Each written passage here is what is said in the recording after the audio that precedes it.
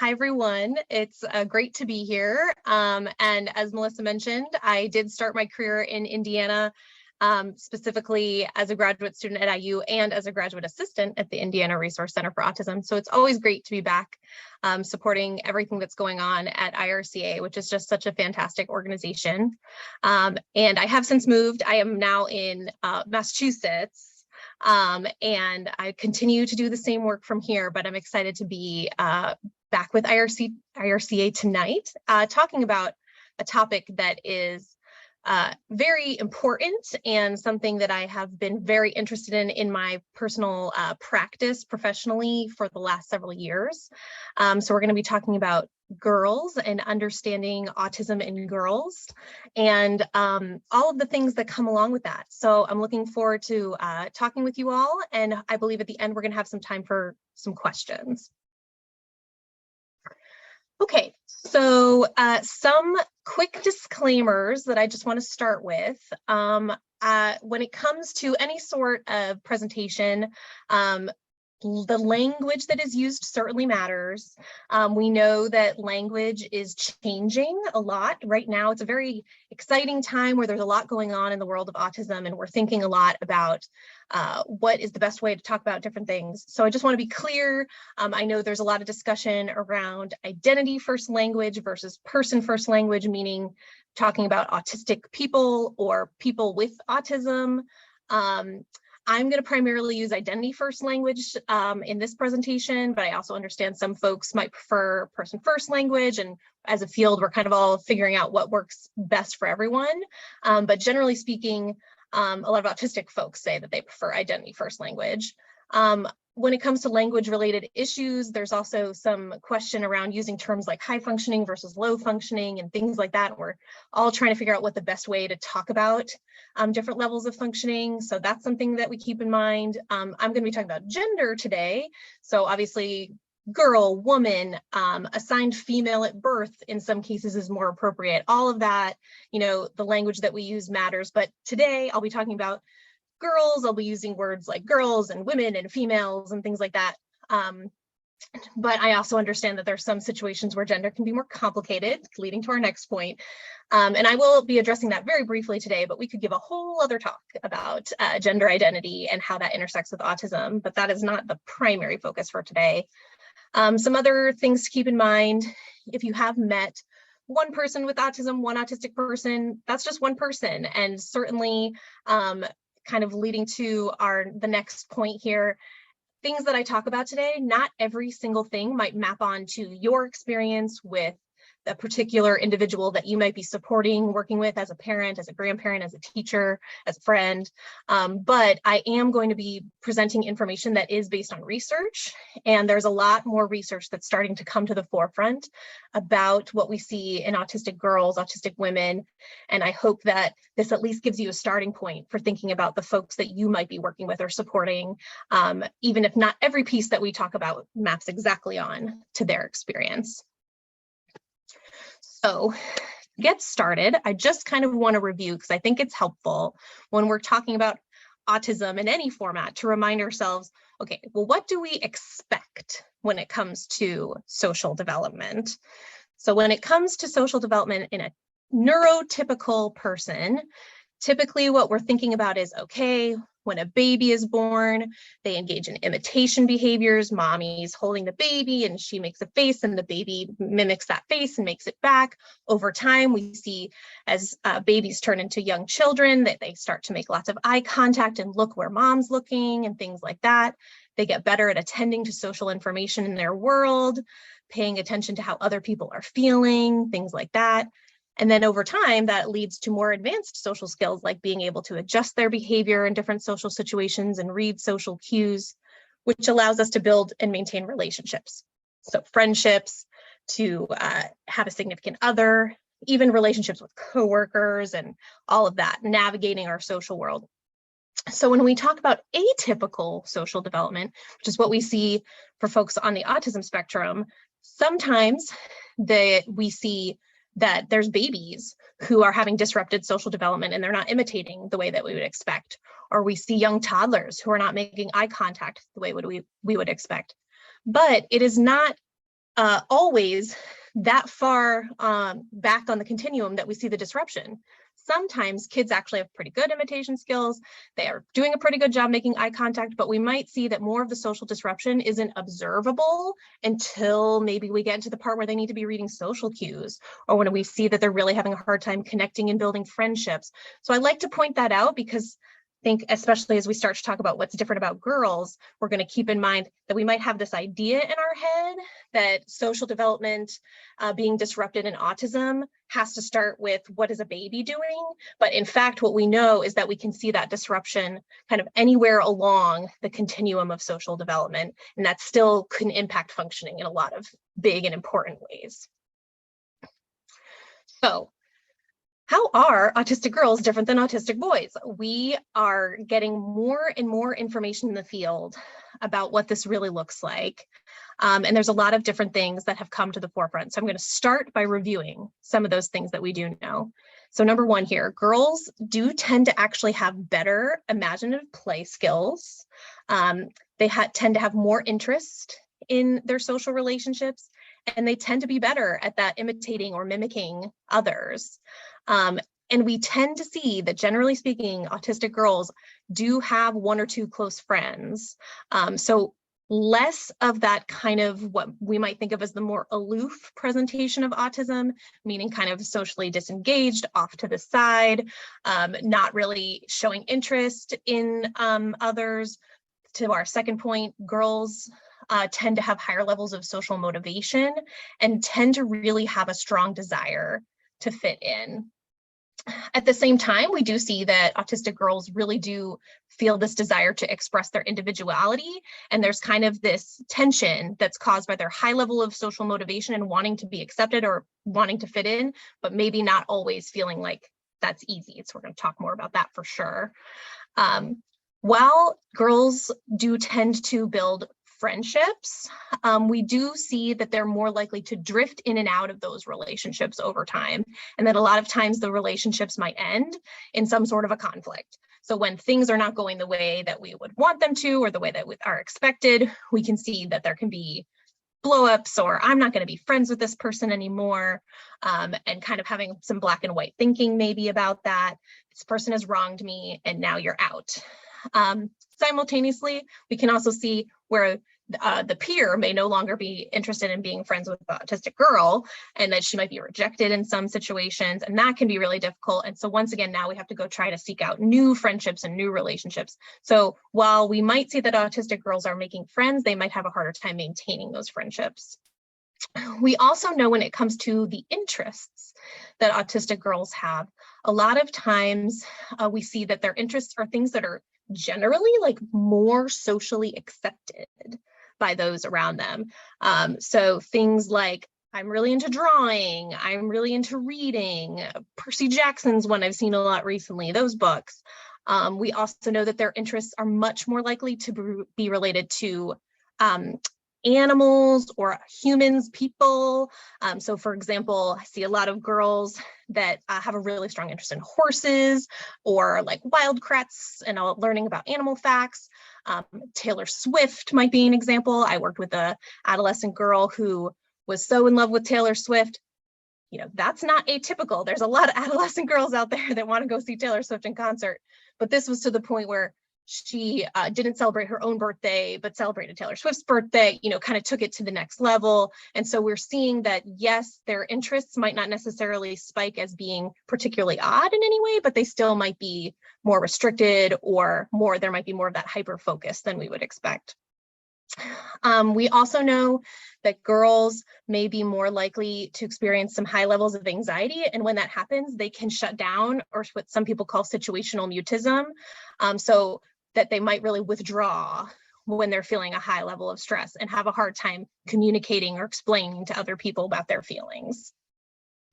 Generally speaking, autistic girls display less significant repetitive and stereotyped behaviors than autistic boys. So one of the things that tends to be kind of like those telltale red flags for having concern for autism might be things like hand flapping, rocking back and forth, that type of thing. we don't see the presence of those behaviors at the same level of significance for autistic girls. And so that's yet another reason why we might be missing autism in girls, because they're less likely to have some of those observable behaviors.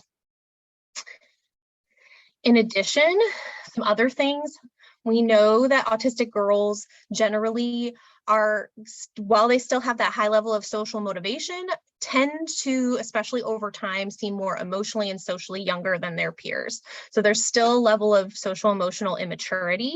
Sometimes this also does translate into the interests, going back to the interests. So we might be, entering into high school, but still have a really strong interest in our stuffed animals, things like that, a little less mature than we would expect. We do know that in particular for this group, autistic girls, that we tend to see a big dip in functioning when we hit that kind of middle high school transition. And obviously, the middle high school transition is difficult for a lot of adolescents for a lot of reasons. But for autistic girls, this is where we see that the social demands that are being placed on them get particularly high. And this can really be where a lot of things start to fall apart, and where we can see a lot of crisis type situations, mental health concerns, feeling more isolated when we don't kind of have the structure and predictability of that elementary school setting anymore. We also know that when it comes to figuring out ways to cope with emotions and some of those social difficulties, autistic girls do have a tendency to sometimes use strategies such as like pretending to be an animal or having some alternative identity, pretending to be another character, being really interested in things like cosplay, for example. This is seen as a way of coping for a lot of autistic girls. Once again, when we think about how their interests tend to be more related to characters, animals, things like that, that can translate into this kind of taking on an alternative identity in some situations. So that is not uncommon in autistic girls.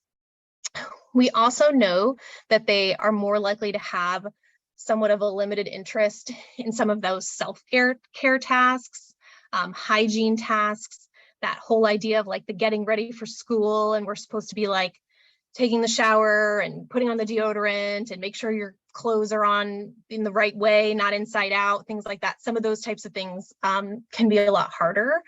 And as well as we see that they might struggle with responding to authority figures. So in some cases, this could be parents for sure, right? When you're the one saying, get ready for school, right? But it can also be teachers. We see that they're much more likely to maybe push back against being told what to do, or have some boldness in how they communicate, directness in how they communicate. And those last two bullet points there, kind of having limited interest in hygiene, self-care, struggling to interact appropriately with authority figures, that really goes against our socio-cultural expectations of girls. So that's something that really kind of can stand out. When we think about autistic girls, they can be viewed as being a behavioral problem, in particular because we expect girls to care about their hygiene more, or we expect girls to follow the rules and not speak up against teachers and things like that. And so that is really working against them as well when we think about how gender starts to play a role in what's going on here. So we just reviewed, okay, there's all these different things about the female presentation of autism that might go against kind of that idea we have in our head of this is what autism looks like. And so as we start to learn more about this, it becomes incredibly important when we think about what are we doing to identify girls on the spectrum. So as the title of this presentation suggests, we know that girls are being missed for sure. And I can speak to this in my professional practice as someone who has a history of diagnosing autism. And in particular, I work with a lot of adolescents and young adults. Certainly we know that girls are being missed. So as it stands right now, when we think about the numbers in terms of how many people are being diagnosed with autism, we know that more boys are being diagnosed than girls. And depending on what numbers you look at, it's generally in this kind of like 3 to 4 times more boys than girls. However, when you hear that number, when we start to think about girls and how they're being missed, it's incredibly important that we take into consideration this kind of big confounding variable, which is intellectual functioning. Okay, and so to kind of describe what I mean by that, when we think about girls who have delays in their functioning, and we can talk about it specifically in terms of psychologically, their cognitive abilities. So like if I were to give an IQ test, how they would score on that IQ test, right? Girls who are scoring in the low range, what we consider to be the intellectually disabled range, for example, below 70, those girls, we tend to catch them better. So if you have a child who is not talking and who is very behind in their academic abilities, has a lot of developmental delays, things like that, we're better at catching autism symptoms in that girl. Now, when we start to talk about girls, females who have average cognitive functioning, maybe they even are really bright for their age, have all of these learning strengths. Those are the girls that have autism that we are missing the most. They're much less likely to be diagnosed, and kind of backing up, they're much less likely to ever even be referred for, hey, have you ever thought that this could be autism? Or, hey, have you talked to a specialist about how this could maybe be autism? Those conversations are just not happening at the same rate with these girls who have average to above average cognitive abilities that don't have those same developmental delays.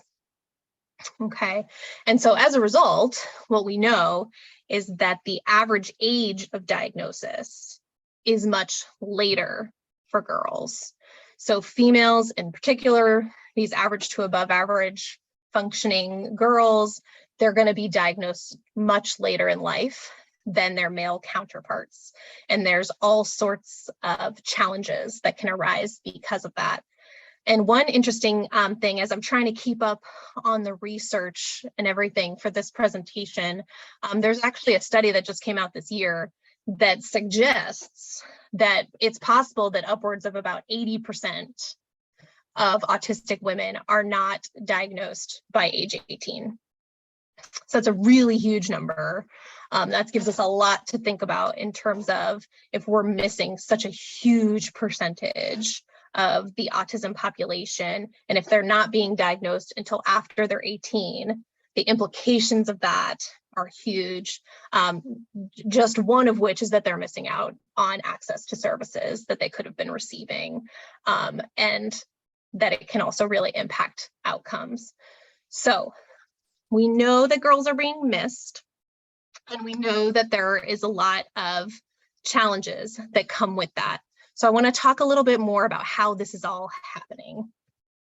So this is a graphic that I took a couple graphics from the Autistic Girls Network because I think they have some really good ones, but it's a UK-based organization. So when you see there that they reference like pounds on one of them, that's why.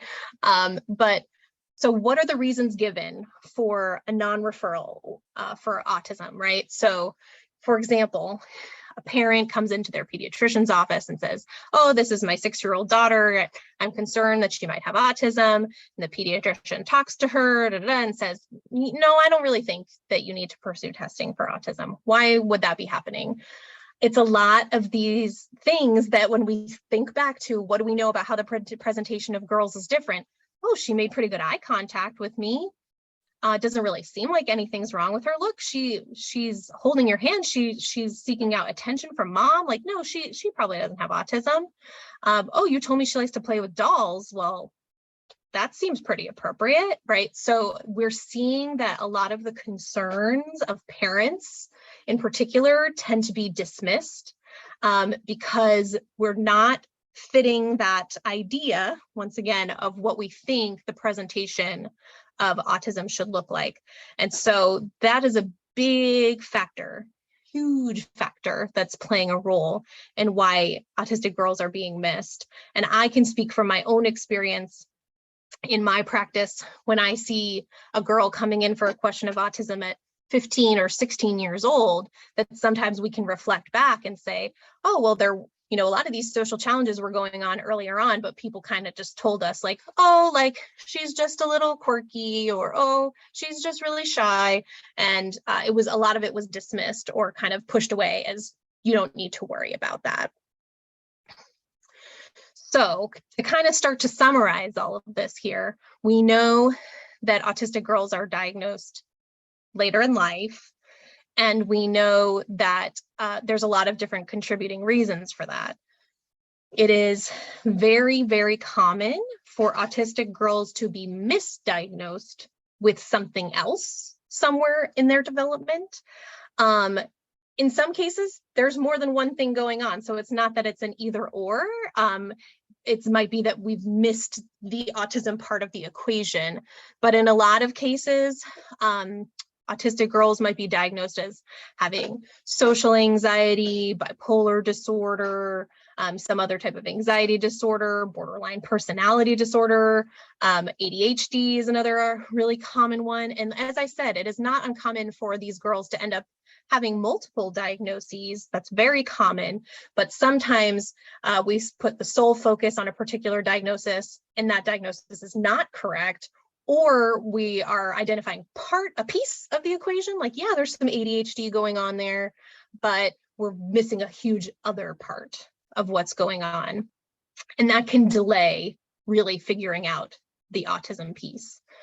As I mentioned before, it is very common for the concerns around autistic girls to be kind of pushed under labels such as shy, like this girl is just shy, or she's just anxious. And that can be parents that feel that way. That can be providers like therapists and things like that might feel that way. That can be educators, teachers who would say, oh, she's just shy. One of the big things that I hear is, we just need to give her time. If she just gets some time to get more acclimated to her school environment or things like that, she'll grow out of it. And that is not to say that there are not some girls that are shy or are anxious and can grow out of it. But unfortunately, this has become language that is sometimes used to dismiss concerns that can be consistent with autism. Because people are less familiar with this female presentation of ASD, that is a lot of what's leading to the being dismissive of these concerns, which is why it is fantastic that you are here today, because if we can have more folks to be more educated around what the presentation of symptoms looks like in girls, they are less likely to dismiss the concerns that may come to them. We know if we look at schools as being a source for, raising their hand and saying, hey, we have some concerns socially about this child. Could this possibly be autism? Things like that. We know that teachers are less likely to refer concerns for autism for their female students. That is just more likely to come up for male students. And so yet again, another reason why girls might be diagnosed later. There is also a highly significant piece of this, as I've kind of alluded to before, that has to do with gender role expectations for girls, right? So if you are a girl in 4th grade and you are just like doing your best to, hang out with that other group of girls and kind of fit in the best you can because you really want those social connections, and you're into horses and they're into horses. And so when we're all talking about horses, things are kind of going okay, right? You're kind of doing your best to conform to what the expectations are around you. But over time, how much work that requires and all of that can start to become too much. And that's when we can see, once again, things start to fall apart. Now we're trying to seek clarifying diagnoses later in life, and then later down the road, we might determine that this was actually always autism. Which leads me to something I want to spend a lot of time talking about, this idea of camouflaging behavior or masking. Thinking about it almost as somebody really working hard to pretend to be normal, to conform to those expectations, to act the way that I'm supposed to act. And there's a lot of evidence to suggest that a lot of autistic folks do this first and foremost, but in particular, females really seem to identify with this idea of masking or camouflaging. And there's a lot of impact that that can have. So what is it? Using coping strategies in social situations that you're essentially trying to hide or assimilate in some way so that people don't notice the pieces of you that are more associated with the autism. So camouflaging really reflects that there's this gap between how an autistic individual really wants to behave, what their true inclination is, versus how they feel like they have to behave. And that gap, that camouflaging and masking that can start to happen, folks really report is exhausting, effortful, like you really have to think really hard about what you're going to say when you're at the lunch table. And it starts to be really challenging when it comes to developing your identity, because who really are you, right? And am I allowed to be vulnerable and real with other people about who I am? And if I'm not, that is really a difficult thing. And obviously, identity development is a really difficult thing for all kids as they move into preteen years, adolescence, all of that. But it's even more challenging when you've been having to hide a big part of who you are throughout that developmental trajectory. So what can autism and masking look like? Lots of different things. Thinking really hard in your head and rehearsing that conversation before it comes, working really hard to kind of mimic the social behavior of others. So I might hear people tell me about, oh, like, I realized that I needed to like move my eyebrows more when I talk. So I went home and worked on it in the mirror and practiced moving my eyebrows so that I would look the way that I'm supposed to look when I'm surprised or happy about something, for example. This might also start to look more just like shyness, like avoiding interactions, just saying, oh, I'm not going to do that. I'm not going to participate. I don't want to go because of the amount of effort that's going to be required. We might have sensory difficulties and decide that I'm just going to hide the discomfort that I'm feeling right now rather than say anything about it.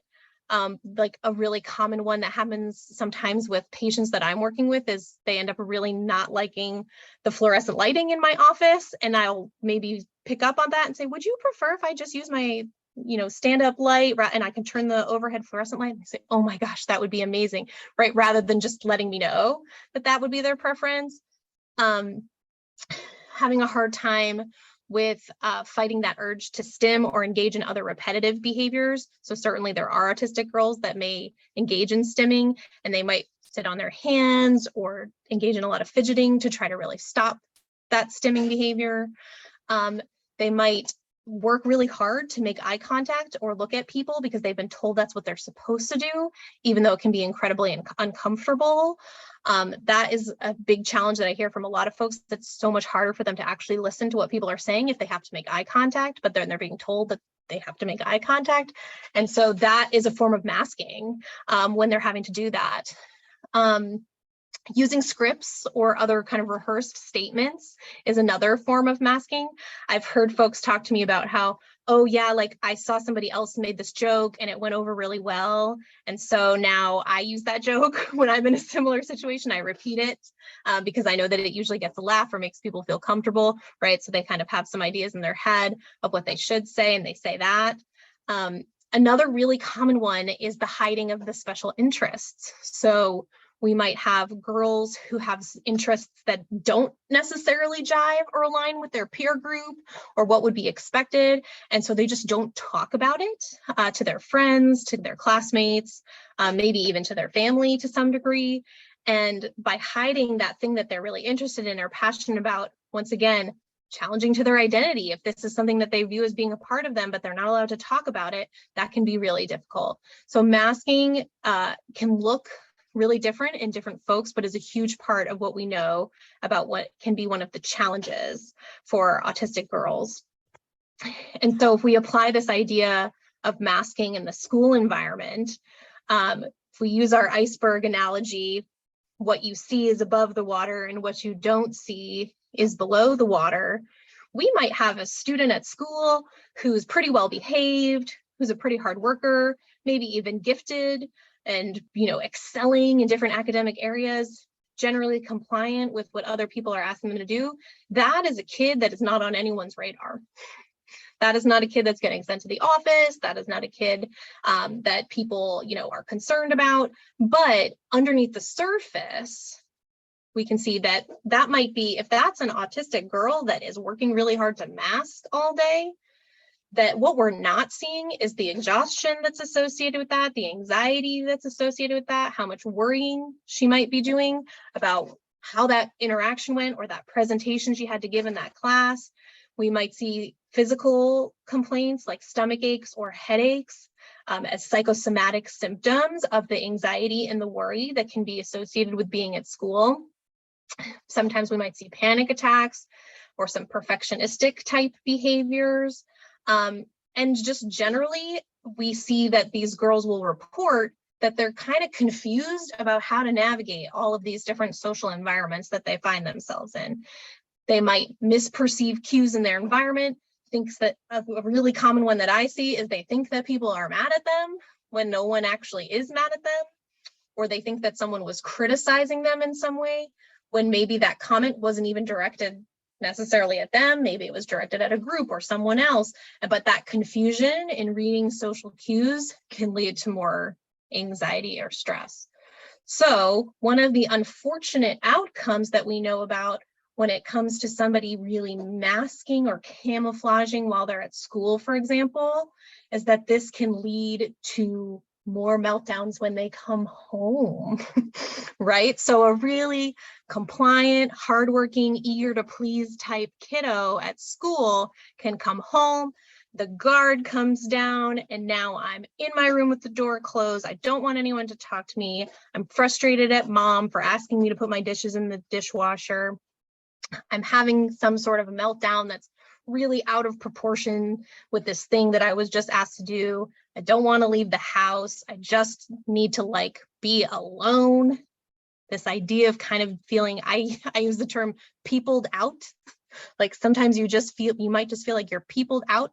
I think that for folks who do a lot of masking, boys or girls that I talk to who engage in a lot of masking behaviors, that's how they feel when they come home. They feel peopled out. It's been so hard to kind of keep up the act all day.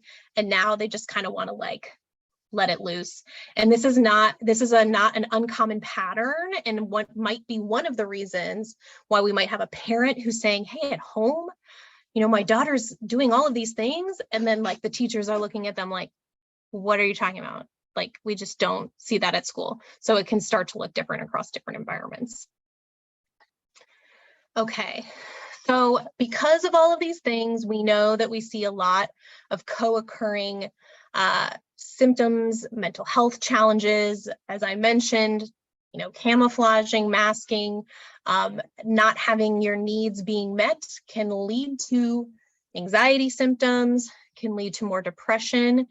Autistic girls tend to show more of those internalizing symptoms like anxiety and depression. We do see some of that in autistic boys, but we also tend to see a lot more acting out or behavioral issues that also tend to lead to more red flags. Autistic girls have a history of having more issues with eating and sleeping. And in particular, I want to highlight the presence of eating disorders or some level of disordered eating in autistic girls is unfortunately more common than we would expect. And sometimes this is a bit above and beyond just picky eating, but maybe becoming obsessive about how they eat or what they will eat, which can lead to a lot of weight gain or a lot of weight loss, which is not healthy.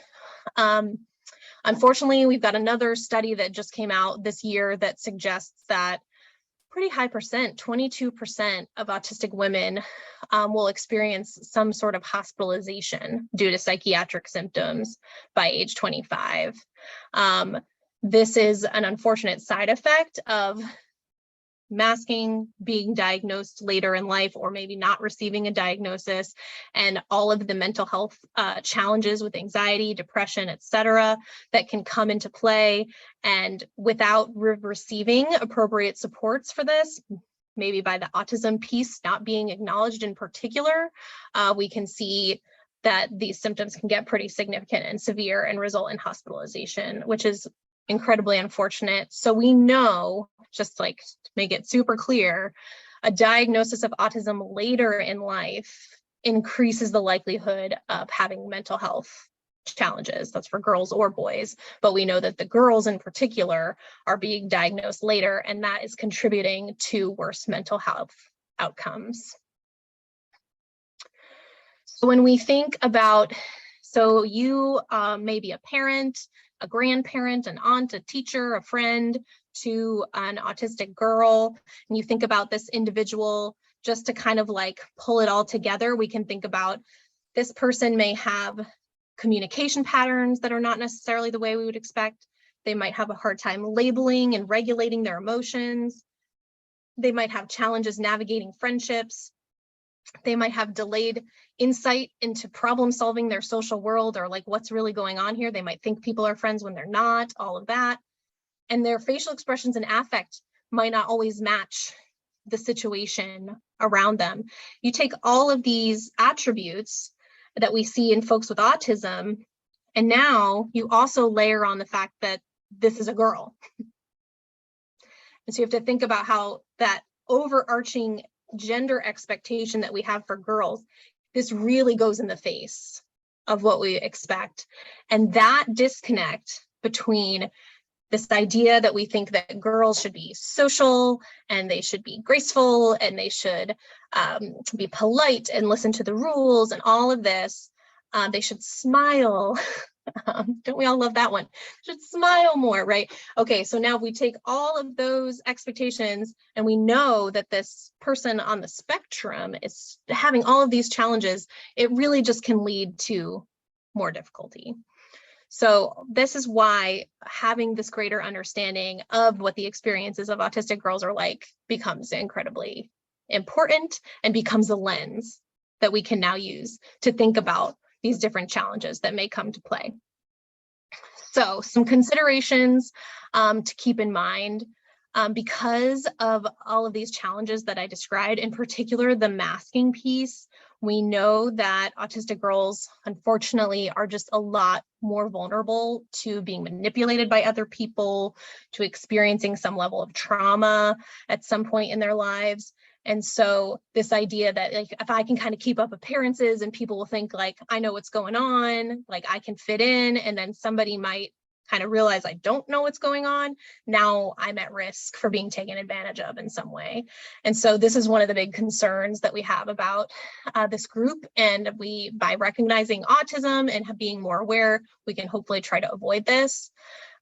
We know that autistic girls need to learn a lot more about, because of this, they need to learn a lot more about self-advocacy, how to advocate for themselves, how to let people know what they need, how to express their concerns, how to protect themselves in different situations and what it means to be safe.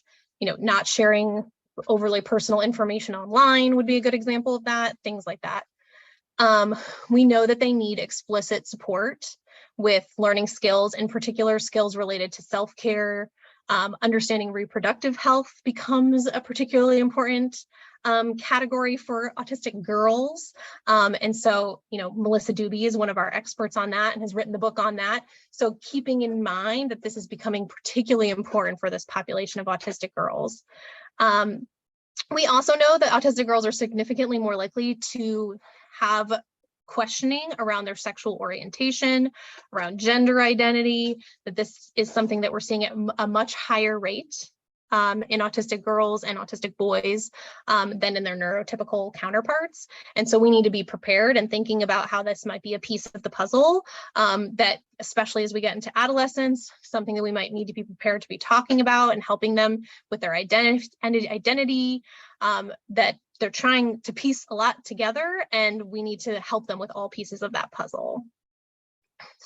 We know, like I said, that mental health concerns for this group are high. And so I just want to talk a little bit about treatment and what to take into consideration. We do know that therapy can be effective.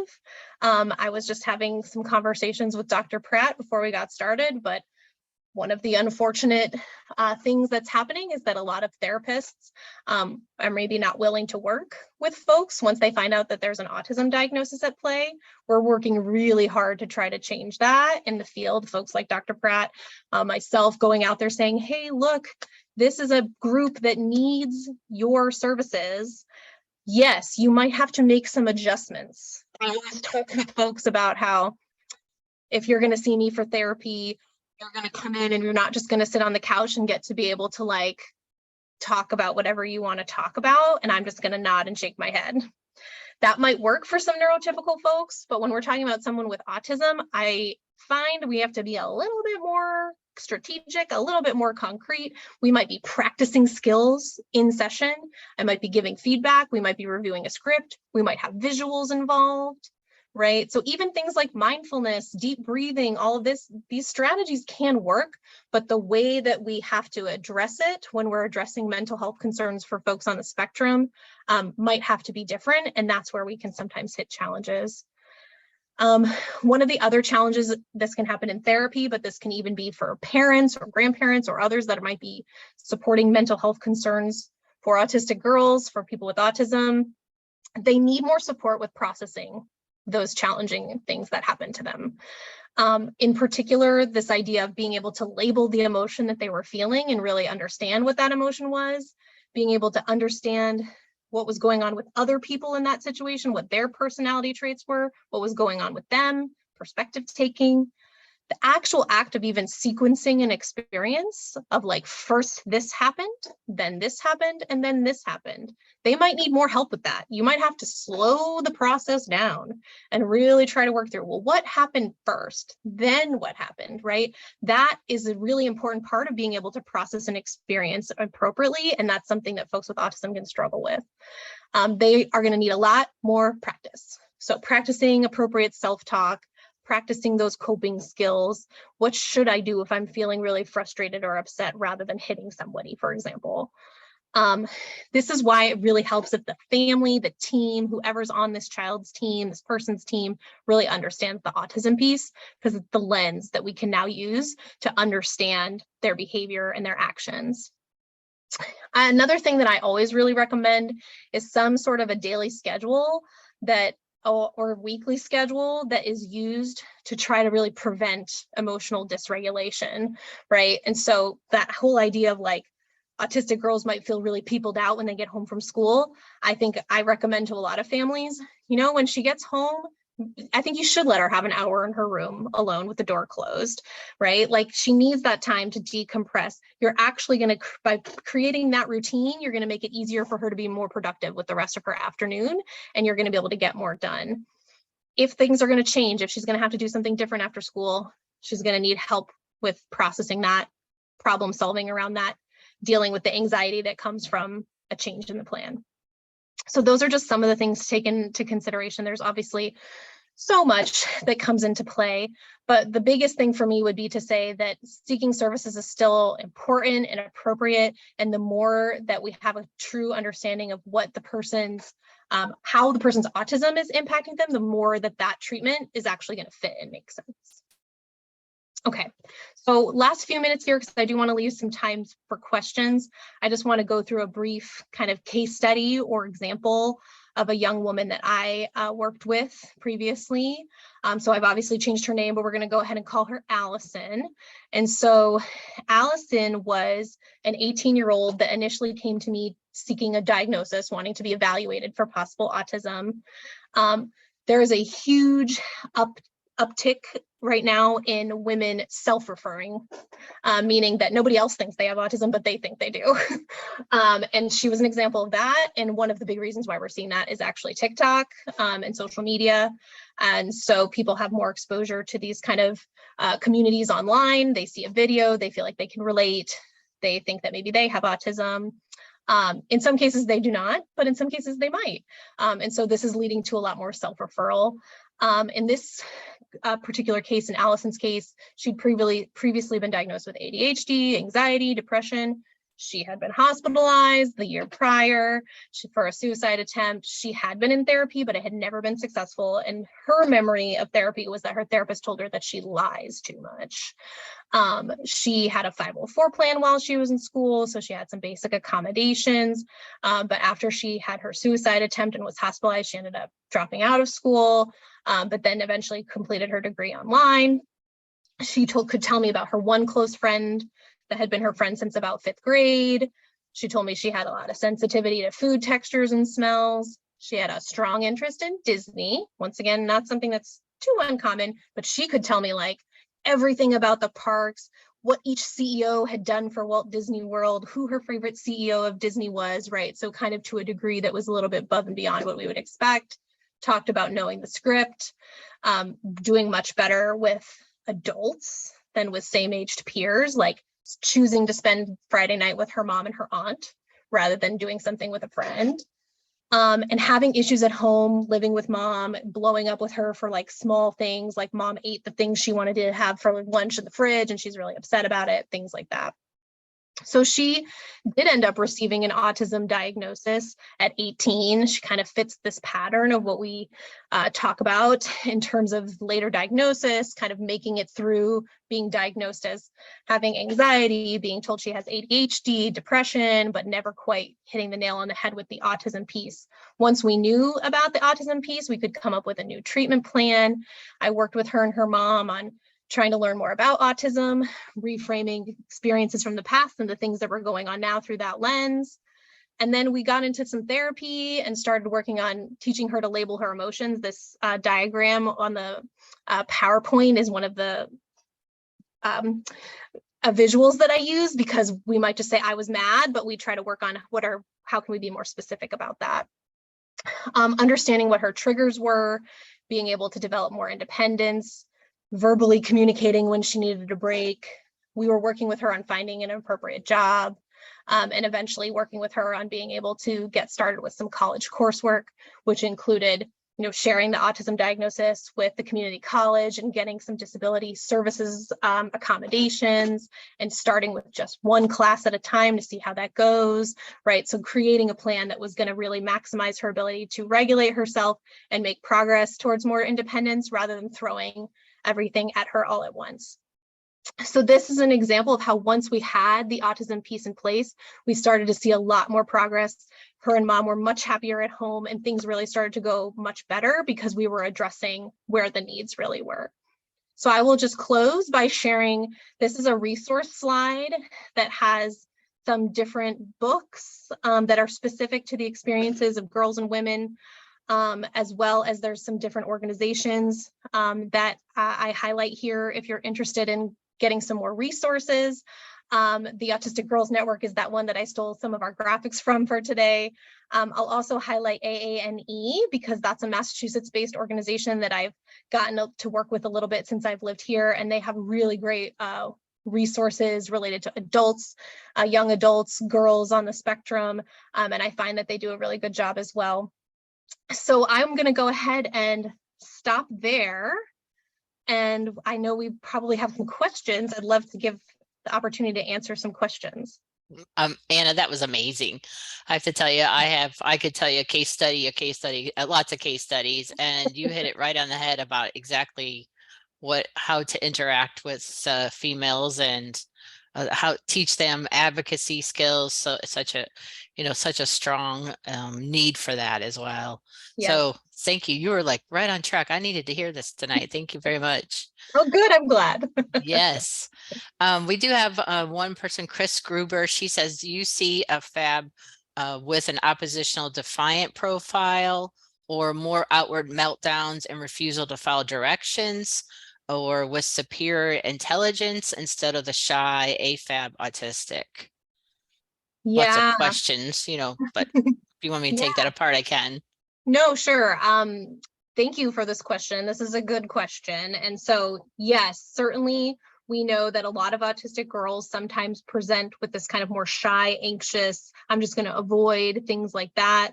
But we absolutely do also see almost kind of the reverse, which would be girls that are going to engage in more refusal. They're going to talk back. They're going to act out a little bit more. They might have more meltdowns.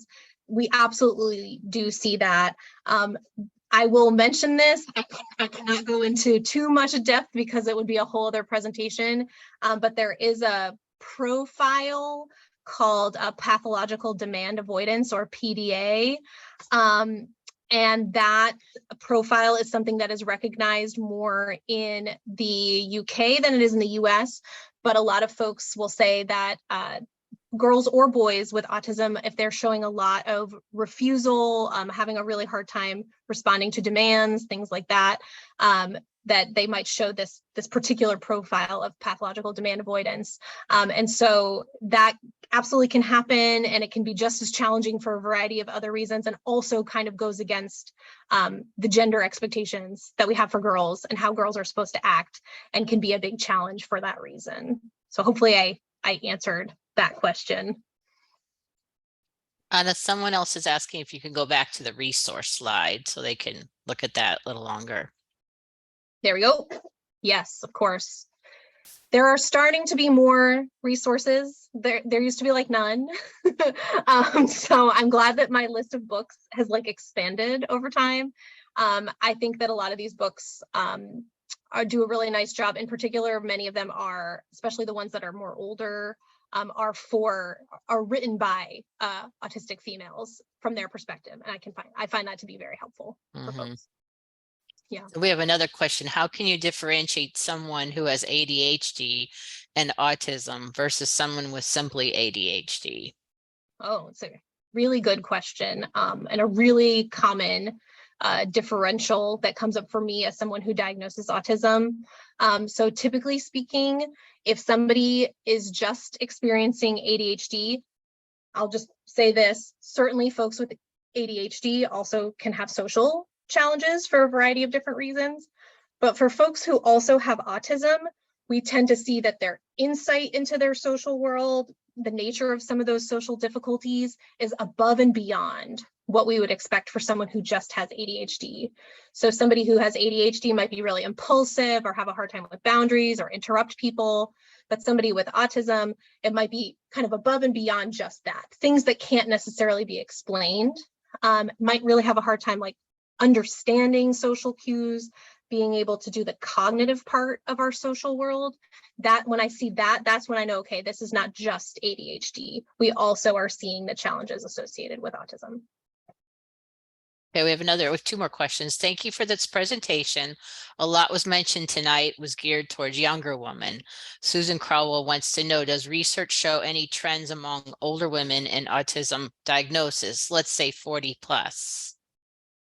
Oh yeah, for sure. So there is this idea that women are being diagnosed, generally speaking, later in life, has absolutely resulted in more and more diagnosis in even women 40 plus, especially in that age group. If you kind of think back and you think about when they were a child or they were growing up, our kind of resources that were in place for diagnosing autism were so different than they are now. And so it's not uncommon that we would see somebody who maybe even had pretty significant challenges, but it would not have been seen as autism. And so we're seeing more and more women, older, absolutely 40 plus and beyond, who are seeking out autism diagnosis, who think that this is a piece of what's going on and have in most cases been misdiagnosed or labeled under other categories that don't really describe the full symptom presentation. So yes.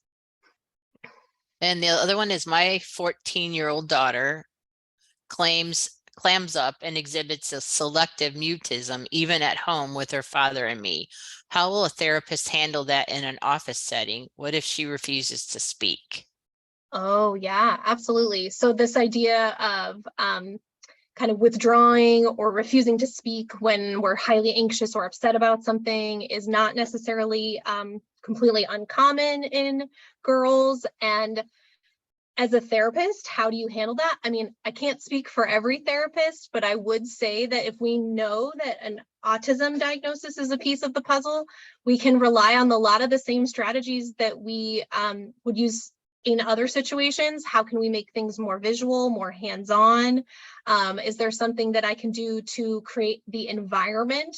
Like I mentioned, sometimes I ask if I should turn the lights off and make it not so bright. Is there something I can do in the environment to make this person more comfortable? So we have to problem solve, but thinking through the lens of autism, what might be some of the aspects of this environment that might be causing anxiety? How can I be less verbal in my presentation of this information? Can we sit down and draw something? Can I kind of make sure I'm giving them enough physical space, things like that. So it's not always perfect. I have had therapeutic sessions where somebody is pretty much choosing not to engage. But typically what we find is by supporting that person and accessing the space and creating a space that is comfortable for them, that trust can be established and they'll start to open up. That's typically what we see. Well, thank you, Anna. Anna, that was, one more. My daughter was diagnosed with autism in March at age 4, and I'm concerned about intellectual disabilities. What are the signs of ID and when can that be assessed? Is ID less common in women? Okay, so great question. If you're concerned about intellectual disability, about your daughter's cognitive development, typically that's a diagnosis that would be made in addition to an autism diagnosis a little bit later, more around the 6 or 7-year-old mark. So after we've kind of hit typical public school time frame, when they've been in that school environment, that you would want to request to have cognitive testing done to determine whether or not an intellectual disability made sense or not. It's not necessarily that it's less common. As I mentioned before, what we tend to see is that girls who have more of those cognitive disabilities, cognitive issues, are more likely to be diagnosed when they're younger. And so I would certainly say if you have those concerns, you would want to be requesting that testing. You would want to be making sure that you're seeking that out because that's going to be another really important piece of the puzzle when you start thinking about the plan moving forward. Yeah, and I think Teresa's lines is just summed everything up. Thank you so much. She says, my granddaughter was tested and they don't think she has autism, but I'm so thankful to know that there's help and that I can keep an eye out for these challenges. Thank you again.